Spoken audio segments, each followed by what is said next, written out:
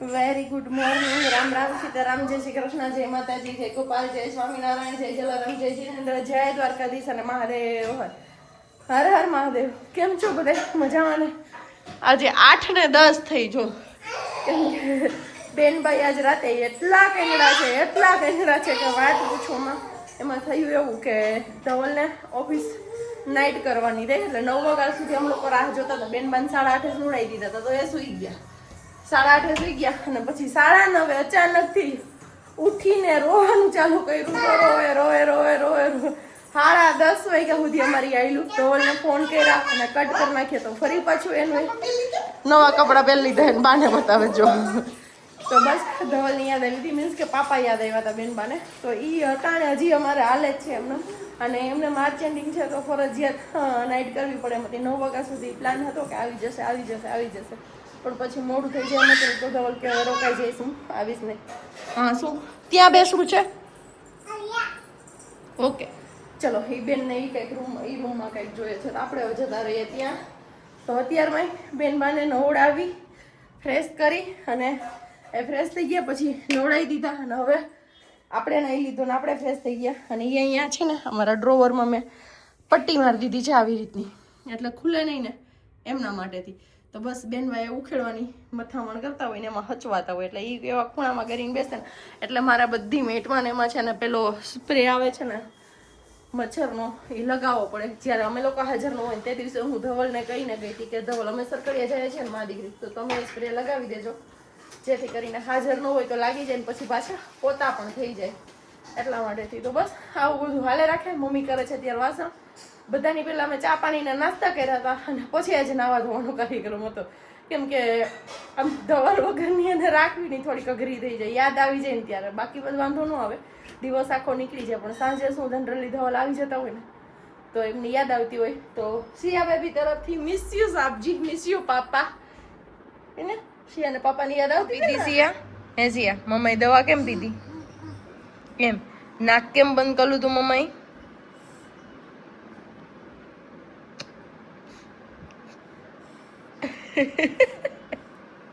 જોઈને મારી લખરાડી અંદર વાત કરતા હતા, પણ અમારે બેનબાના મોટા નામનો સિયાબેનના દર્શન કરવા માટેનો કોલ હોય તો અત્યારમાં કોલ આવી ગયો ને એમાં આપણી વાત કટ થઈ ગઈ.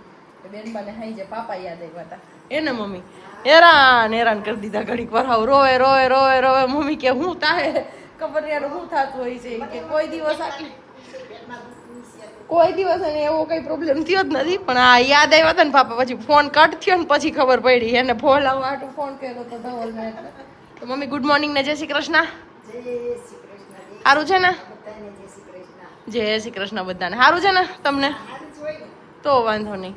ચલો હવે મમ્મી નાઈ ધોઈને ફ્રેશ થઈ ગયા, અમે મા દીકરી નાઈ ધોઈને ફ્રેશ થઈ ગયા છે. બાકી બેન બા શું હોય ને તો અત્યારમાં એને એક ઊંઘ પાછી આપણે કરાવી દઈએ, કેમ કે રાતે આજ સરખી નીંદર થઈ નથી એમની, એટલા માટેથી. અને તમારામાંથી ઘણા કે છે જો એ બગાસા પણ ખાય છે એટલે સુઈ તો જાશે જ કે પ્રજ્ઞાબેન સિયા શું હોય ને ત્યારે તમે એમને હનુમાન ચાલીસા સંભળાવજો. એ પછી મોટી થશે ને ત્યારે એને શીખવાડી નહીં પડે તો. હા ઓલરેડી જ્યારે ટમીમાં હતી ને અમને ખબર પડી ને કે અમારી ઘરે ગુડ ન્યૂઝ છે, ત્યારથી અમે એમને હનુમાન ચાલીસા સંભળાવીએ છીએ. ત્યારે હું પેટ પર હાથ રાખી અને એવી રીતે બોલતી ટમી પર. અને સિયા જ્યારથી બોર્ન થઈ છે ત્યારથી એમને સુવડાવીએ ને ત્યારે હાલેરડાની જગ્યાએ અમે હનુમાન ચાલીસા બોલીએ છીએ. અત્યારે પણ જો કદાચ અમે હનુમાન ચાલીસા બોલવાની ચાલુ કરીએ ને તો સિયા સીધી આપણા ખભા પર આવીને સૂઈ જશે, કે એમને ઊંઘ આવી જશે. તો પહેલેથી એ જ આદત પાડી છે. તો જેટલી ટાઈમ દિવસમાં નિંદર કરે ને એટલી ટાઈમ આપણે એમને હનુમાન ચાલીસા જ બોલીએ છીએ, હાલરડું નહીં. હાલરડું તો બસ એક ખાલી કહીએ ને કે ક્યારેક આપણે શોખ ખાતર કે એમને સંભળાવવા ખાતર બોલતા હોય ને આપણે સંભળાવીએ ને એવી રીતે. બાકી હાલરડું ગાઈને ક્યારેય એ સૂતી જ નથી. એમને મમ્મી નાના અહીંયા હતી ને, મમ્મી અહીંયા હતા ને ત્યારે સાવ બંધ થઈ ગઈ. ત્યારે મમ્મી ઘોડિયામાં ને એમ આપણે આગળ પાડતા હોય ને બાળકને સુડાવવાનું તો બસ ત્યારે શું રૂમમાં સુવું છે. હાલો હવે જાય એમ માનસી આવશે. સિયા નીની ટાઈમે શું બોલવાનું? રામ. અમને ખબર છે. અને એને નીની આવે ને તો એ એમ નહીં કે હા એમ, એ એમ કે છે રામ રામ, માથું ઢાળીને પછી ચાલુ થઈ જાય એટલે આપણે સમજી જવાનું બેન બાના નીંદર આવી ગઈ છે. ચલો બેનને સુવડાવી દઉં. ચલો સવારે મળ્યા હતા પાછા અત્યારે ઠીક 11:30 થવા આવ્યા છે. વચ્ચે આપણે પેકિંગ કર્યું હતું ચાલુ, તો બસ થોડું ઘણું પેકિંગ થયું ને થોડું ઘણું ન થયું. 3 જગ્યાનું અલગ અલગ પેકિંગ કરવાનું છે ને. શું છે આગળ મસ્ત મજાના તમને વિડીયો મળવાના છે, પણ એ બધું પછીથી પેલા આવશે જેમ વિડીયો એમ જોતા જાય. બાકી અત્યારે આપણે બનાવવાની છે રસોઈ. જો મેં તમને કીધું હતું ને 11:30 વાગી ગયા છે. તો જો અહીંયા આપણો એક થેલો પેકિંગ થઈ ગયો છે અને એક બેગ પેક થઈને આ કબાટની અંદર જતી રહી છે અને એક પેક કરવાનું છે હજી બહાર પડ્યું છે. જો પેલી પૂજાવાળી થાળી લીધી છે ને એ વાળી થાળી, ધવલના કપડાં, મારી સાડી, એ બધું હજી મારે પેકિંગ કરવાનું બાકી છે. તો આરામ તો છે જ એમની હારે હારે બીજું બધું પણ છે. અને જવામાં અમુક જગ્યાએ ધવલ આવવાના છે, અમુક જગ્યાએ ધવલ નથી આવવાના, એ ઘરે રોકાવાના છે. તો બસ આવો બધો પ્લાન છે. ક્યાં જઈએ છીએ, શું છે, એ બધું ધીમે ધીમે તમને જણાવશું. અત્યારે આપણું પેકિંગ થઈ ગયું છે ને હવે કરવાની છે રસોઈ. તો રસોઈમાં વિચારીએ છીએ કે શું બનાવીએ, કેમ કે મમ્મી અત્યારે ફ્રી થયા નાવા જવા માટે. હું સિયા સુતી હતી ને તો પેકિંગ કરવા વળી ગઈ, ત્યાં સિયા જાગી ગઈ. તો મમ્મીએ સિયાને રાખીને મેં પેકિંગ કર્યું. 2 જગ્યાનું પેકિંગ થયું, 1 જગ્યાનું પેકિંગ હજી બાકી છે. ચલો મળીએ આગળ. પહેલા રસોઈનું નક્કી કરી લઈએ, પછી રસોઈ બની જાય ને પછી જ મળીએ. તમારે કોઈના પાપા આવી રીતે છેટા જાય ને પછી તમે આવીને પાપાને ખોડામાં ગળીને બેસી જાવ. કોણ કોણ આવું કરો એ કરજો કોમેન્ટ. પપ્પા તપ્પા એ હું તપ્પા અમ્મા જો વખાણ કર્યા ને એટલે કપડા પહેરી લીધા અને તૈયાર થઈ ગયા છે. હવે જવું છે ને ગામમાં, કેમ કે બેનબાને મજા નથી. કાલનો અણહગરો લાગ્યો જ ને એ હજી અમારા હાલે છે. લઈ જવાની બાપા સોરી ભૂલ થઈ ગઈ. ગામમાં જાવ લઈ જવાની, પેલા બધાને પેલા દવાખાને અને પછી જવાનું ગામમાં, કેમ કે બેનબાન આવી ગયો છે તાવ. અત્યારે તો 99.99 છે અત્યારે. યસ, 3 નવડા છે, ચારે. એટલે હવે કીધું વધારે વેટ નથી કરવી આપણે. 4 ક્યાં નવડા થઈ? 99.9 આ 3 મને ભૂલાવી દીધું. આ તો હાવ સુધી સંડવી દિયાની જેમ. આ માર્ચ મહિનો હાલે ને એટલે. યસ, તમારે બધે નવડા જ દેખાતા છે. અહીંયા નવડા જ કરો તમે. તારી હાલો ગયું સત્યાનાશ. હવારે જ મમ્મા લાવી હજી. હું જોઈએ બા ગામમાં જાવું ને એટલે તારા હાટુ ઠેલી કાઢે. જો જાવું છે સિયાના ગામમાં જાવું છે ને. સિયાને શું લેવાનું છે? ઈ નહીં, સેવ મમરા બોલ. મમ્મી ઓલો લીયો બોલ ને કાકર ને સેવ મમરા બોલ તો સિયા. બસ સેવ મમરા બોલ તો સિયા. સેવ નહીં બોલે તો કઈ નહીં. બસ ટાઈમ ની રાહ જોઈએ છે.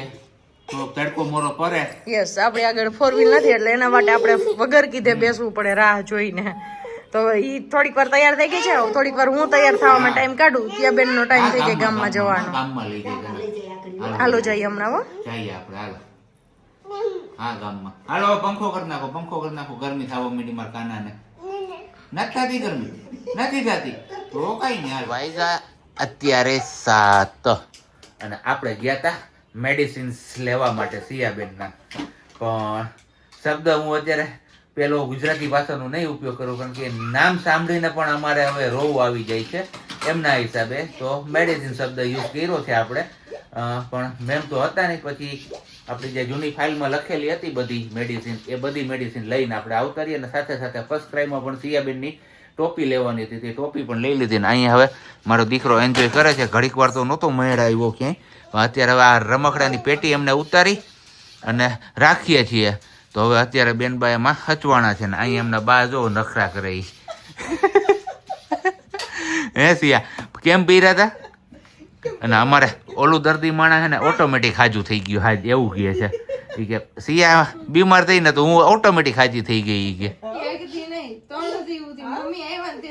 મમ્મી મારું કામ કરવા આવ્યા છે, આરામ કરવા માટે. મને જે રેસ્ટ આવ્યો છે ને બેડ રેસ્ટ એમના લીધે છે, ફ્રેક્ચર છે એમના લીધે. પણ એની જગ્યાએ મારી સિયાએ એક દી એવો નથી ખાલી જવા દીધો કે એની મમ્મી કન્ટિન્યુ હુઈ રહી હોય.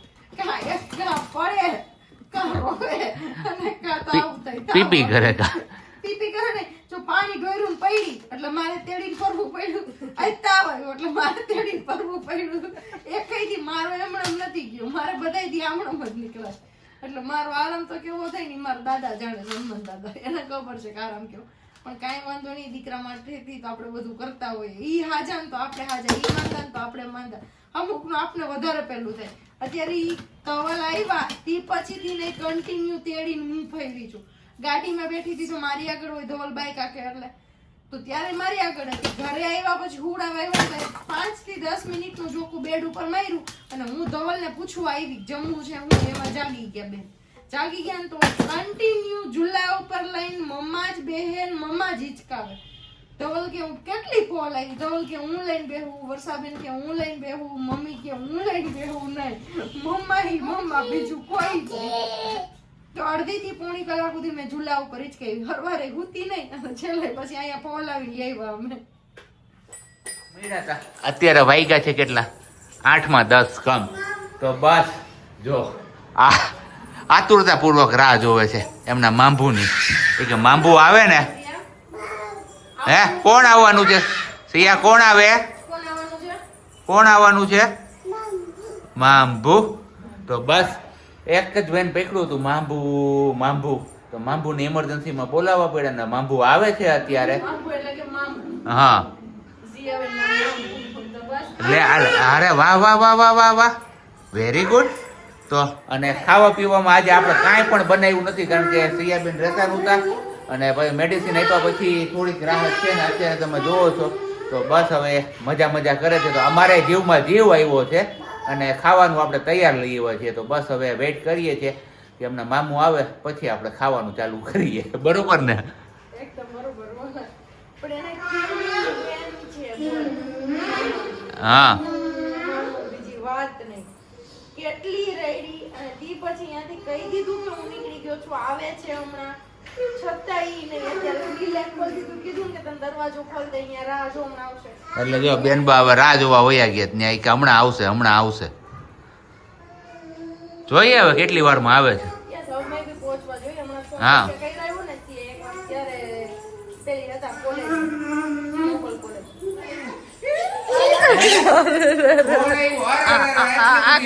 આ ખુશી જો એની.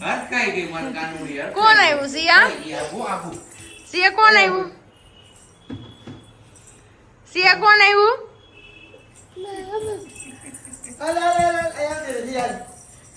ગ્રીલ બંધ કરી દો. ગ્રીલ તો બંધ કરી દો.